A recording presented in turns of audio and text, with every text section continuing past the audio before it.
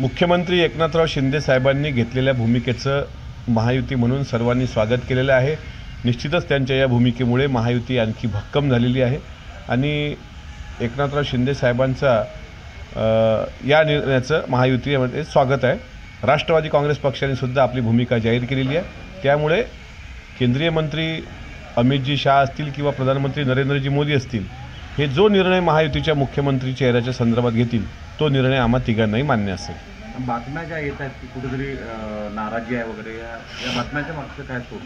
कोणाची नाराजी नाही। शिंदे साहेबही नाराज असल्याच्या बातम्या होत्या, पण त्यांनी स्पष्ट सांगितलं आमची नाराजी नाही, अजितदादांची नाराजी असण्याचा प्रश्नच नाही। त्यामुळे भारतीय जनता पार्टीसोबत महायुतीमध्ये सत्ता सरकार स्थापन करण्याचा मार्ग आम्ही दोघांनीही मोकळा केलेला आहे।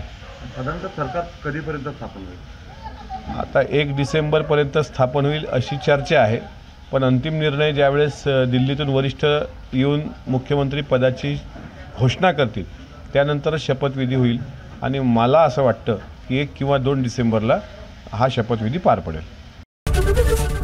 एबीपी माझा, उघडा डोळे बघा नीट।